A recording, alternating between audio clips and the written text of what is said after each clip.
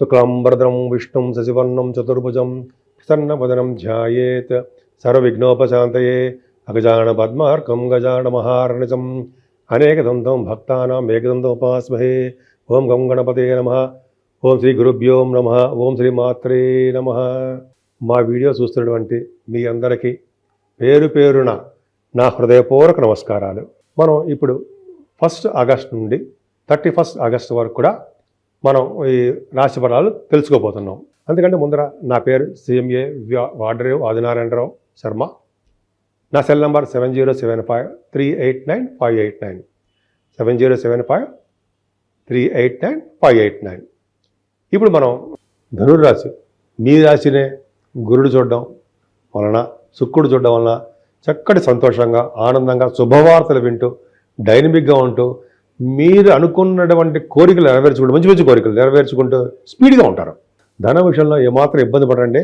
మీ రాశి వారికే ఫారిన్ తీసుకెళ్ళడానికి అవకాశాలు ఎక్కువ ఉంటాయి. శనీశ్వరుడు ఏమైనా ఫారిన్ తీసుకెళ్ళడానికి కూడా అవకాశం ఉంది. శనీశ్వరుడా? అవును, శనీశ్వరుడు తీసుకెళ్తున్నాడు.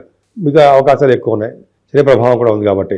అంతేకాకుండా సెకండ్ హౌస్ లార్డ్ కూడా బాగున్నాడు కాబట్టి ధనప్రాప్తి నిండుగా ఉంటుందండి. బహుశా మీరు ప్రయాణాలు చేయడం వల్ల, విద్య ద్వారా, మీ నోటి మాటల వల్ల కూడా ధన సంపాదన ఉంటుందండి బ్రహ్మాండంగా. అంటే టీచింగ్ అను అది నాలాగా అలాగా చెప్పుకుంటూ ఉండడం వల్ల, అలా ఏదో విధంగా మాట్లాడడం వలన మీకు ధనప్రాప్తి ఉంటుంది. అంతేకాకుండా మీ రాశి వారికి రాహు ప్రభావం కూడా ఉంది. అంటే ఎక్కువగా షార్ట్ జర్నీస్ ఎక్కువ చేస్తారండి. రాహు బలవంతుడు అవడం వల్ల సర్వ సుఖాలని అందిస్తాడు మీకు. మీ తోబుట్టు వల్లని బాగా సక్సెస్ చేయడము, దగ్గర ప్రాంత ప్రయాణాలు బాగా చేయడము, ధైర్యం చేయగలగడము, ధైర్యోత్సాహాలతో ఎప్పుడు ఉత్సాహంగా ఉండడము, యత్నపూర్వకంగా కార్యసిద్ధి, ఇంత చెప్పినట్టుగా సర్వశుభాలు కలగడము, పట్టుదల యందు పనులందు పట్టుదలతో ఆ కార్యాన్ని సిద్ధించడం, సక్సెస్ అవ్వడము, అలాగే బాగా డబ్బున్న పుత్రులు కలిగి ఉండడం జరుగుతుంది. తెలుసా అండి? మీ కుమారులకి బాగా డబ్బు ఉంటుందిట. ఒకనొకప్పుడు లక్షాధికారి అనేవాడు, కోటీసులు కూడా అవ్వచ్చు. సో అంత ప్రభావం 3వ భావంలో రాహు బ్రహ్మాండంగా ఇస్తాడు. సామాన్యం కాదండి. ముఖ్యంగా మీ గురుదృష్టి వలన మీకు సేఫ్. కానీ 4వ భావంలో శనీశ్వరుడు ఉన్నాడు, మంచిది కాదు. పైగా కుజుడి ప్రభావం వల్ల చదువులో ఆటంకాలు ఏర్పడుతూ ఉంటాయి. తల్లిగారికి మైనర్ ఆపరేషన్స్ చేయవలసి వస్తుంది. చిన్న ఆపరేషన్ చేయాలి. అంతేకాకుండా శని ప్రభావంలో కూడా మీకు చదువులో ఆటంకాలే కాకుండా, తల్లిగారికి ఇబ్బంది కాకుండా, రైతులకు కూడా నీటి వలన థండర్ అంటే సరే పిడుగులు వలన, అగ్ని వలన చిన్న ఇబ్బందులు కలగడానికి మాత్రం అవకాశాలు ఉన్నాయి, లేకపోలేదు. అగ్ని వలన కూడా ప్రమాదాలు ఉన్నాయండి. సో 4వ భావం అంత అద్భుతమైన ఫలితాలు కూడా చదువులో అన్ని ఆటంకాలు ఎదురవుతాయి తెలుసండి.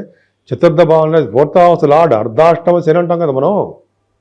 అవి మీకు ఉంది కదా, జలం వలన నీటి వలన ప్రమాదం జరుగుతుంది.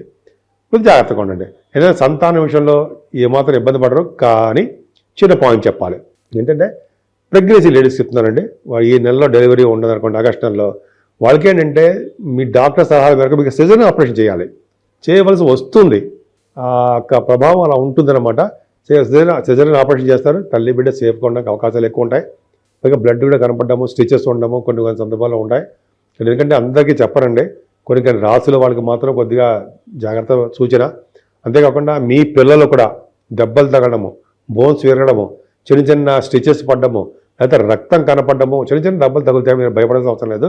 కానీ మీ పిల్లలు జాగ్రత్తగా చూసుకోండి. నీటి దగ్గరికి వెళ్ళడం కానీ, లేకపోతే ఈ ఫైర్ సంబంధించిన విషయాల్లో కానీ, లేకపోతే చిన్న దెబ్బలు తగలడం కానీ జాగ్రత్తగా ఉండాల్సింది. మీ పిల్లలు జాగ్రత్తగా ఉండాలి.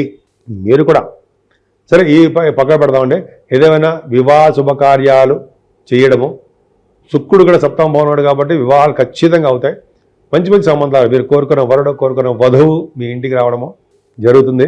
ముఖ్యంగా గురు ప్రభావం వల్ల వేదశాస్త్ర అభ్యున్నతి బాగా ఉంటుంది, ధనప్రాప్తి కలుగుతుంది. ఫైనాన్స్ రంగంలోనూ అలాగే విద్యా సంస్థల్లో కూడా బాగా మీరు వ్యాపార అభివృద్ధి చేసుకుంటూ ఉంటారు. అష్టమ స్థానంలో రవి బుధుడు అంటే 16వ తారీఖు వరకు మాత్రమే ఉంటాడు. రవితో కలిసిన బుధుడు వల్ల ఫారిన్ యోగం, గవర్నమెంట్ ద్వారా ధనప్రాప్తి కలుగుతుంది. అంటే గవర్నమెంట్ సంబంధించిన టెండర్స్ వాడి బిజినెస్లా చేస్తారేమో. అలాగే విదేశాలు వెళ్ళడము, అక్కడక్కడ ధన సంపాదన, ఫారిన్ కరెన్సీ మీ ఇంటికి రావడం, మీ దగ్గర జరగడం జరుగుతుంది. రవి బుధుల వల్ల దీర్ఘాయుర్దాయం, ఎక్కువ కాలం ఆయుర్దాయం ఉండడము, అలాగే కోర్టు లా రిలేటెడ్ సంబంధించిన విషయాల్లో మీకు సక్సెస్ అవ్వడము ఇన్ని జరుగుతాయి. మీకు ఎందుకంటే అష్టమ స్థానంలో కాబట్టి భాగ్యస్థానంలో రవితో కలిసిన కేతు, కానీ జనరల్గా పితృదోషం చెప్తాం మనం. కానీ రవితో కలిసిన కేతు ఉండడం వల్ల తండ్రి గారికి దీర్ఘాయుర్దయము, తండ్రి గారికి బాగుండడము, తండ్రి గారి సంపదలు, ధనము, ఆయన యొక్క సిరి సంపదలు మీరు అనుభవించేట్టుగా అనుభవిస్తారు. ధనప్రతి కలుగుతుంది. నాన్నగారు కూడా ఫారిన్ కంట్రీస్ వస్తారు, వెళ్తున్నారు. నాన్నగారు అలాగే భాగ్యస్థలం ఎవరు ఉంటే పొలిటికల్ రంగం అంటారు సరే, ఆ పొలిటికల్ రంగంలో ఉన్న వారికి పదవులు ప్రాప్తి కలుగుతాయి.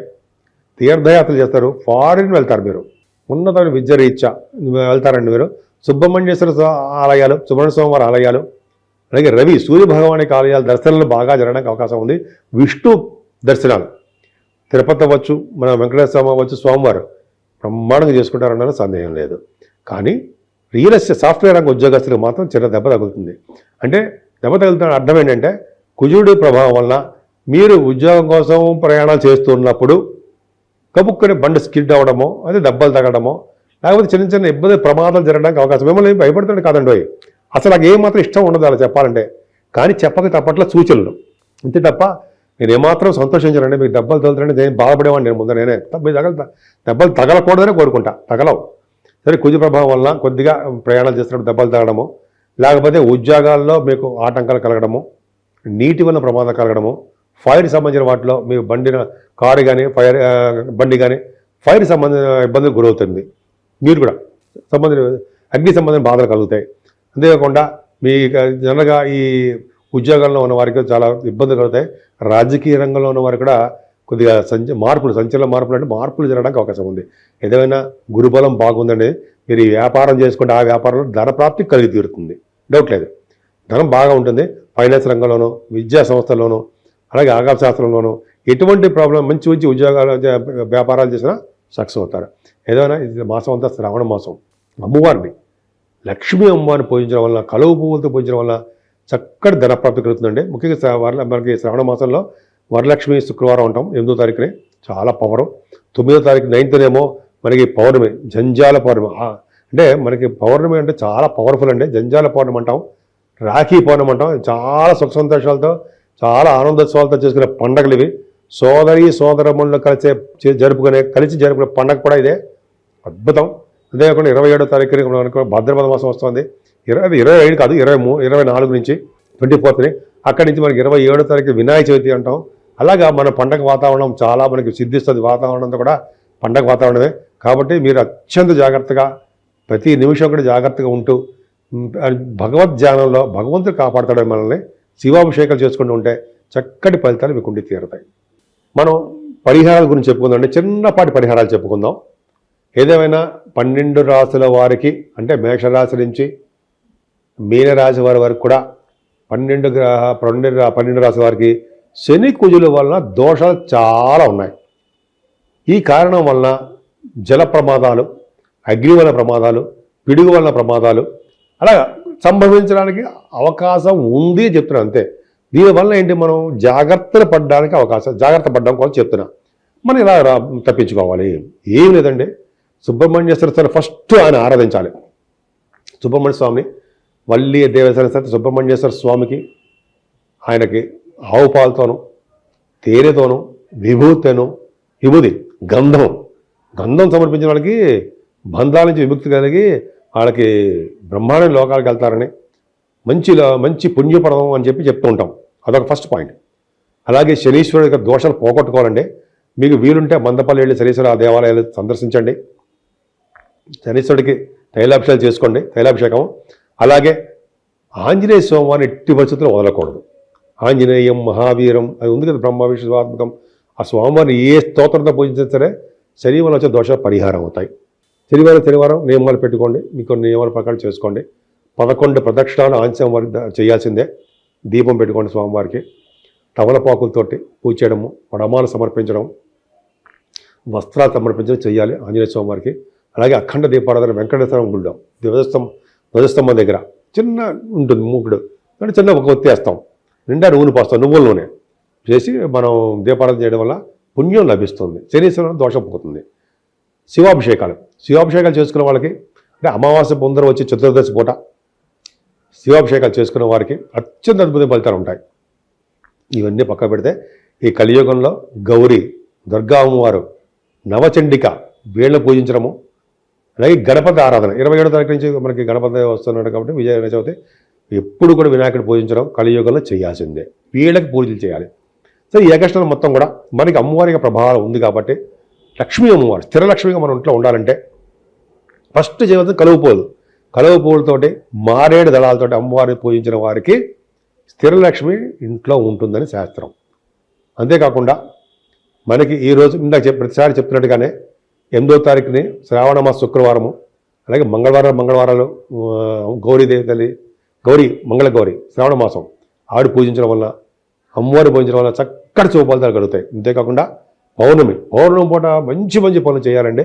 దానాలు, అన్నదానం, వస్త్రదానము, అలాగే అన్ని గోదానము అంటే కదా, మంచినీళ్ళ దానము, భూములు దానం చేసిన వాళ్ళకి వాళ్ళ ముందు తరాల వాళ్ళు వెనకాల తరాల వాళ్ళు బ్రహ్మాండమైన లోకాలు ఉంటారట. ఒకసారి చెప్పుకుందాం ఒకసారి. సో ఈ విధంగా చేయడం వల్ల సర్వదోషాలు పోతాయి. ఎప్పుడైతే సరే శివుడిని ఆశ్రయించాలని మనం శివుడి యొక్క జపాలు కదండి, శివుడి యొక్క పూజలు, అభిషేకాలు, గంధం సమర్పించడం వలన మనకి ఎటువంటి దోషాలున్నా అన్నీ పోతాయి. గౌరీదేవిని శివుణ్ణి పూజించిన వారికి గ్రహాల వల్ల వచ్చే దోషాలు పరిహారం అయ్యి వీటన్నిటినీ సింపుల్గా పోతాయి. అంతేకాకుండా బలమైన మీకు దశ జరుగుతున్నప్పుడు మెయిన్ జాతకంలో, అంతేకాకుండా ఒక శుభగ్రహాల యొక్క దృష్టి కుశలమే ఉన్నప్పుడు ఈ యొక్క వాళ్ళు చేసే చెడు ఫలితాలు చాలా మంది తగ్గుముఖం పట్టి మంచి జరుగుతుంది. కాబట్టి ఈ 12 రాశుల వారికి ఈ శ్రావణ మాసం, ఈ ఆగస్టులో మొత్తం కూడా పండగలు కదా, సుఖ సంతోషాలతో ఉండాలని మీరందరూ కూడా, అలాగే ఆరోగ్యాలతో వెలసిల్లాలని, మీరు అనుకున్న పనులన్నీ చక్కగా నెరవేర్చుకుంటూ ఎప్పుడూ ఆనందోత్సవాలతో మంచి కోరికలు నెరవేరాలని, సంపూర్ణ ఆరోగ్యవంతులుగా ఉండాలని, దీర్ఘాయుష్మంతులుగా ఉండాలని మనస్ఫూర్తిగా కోరుకుంటున్నాను.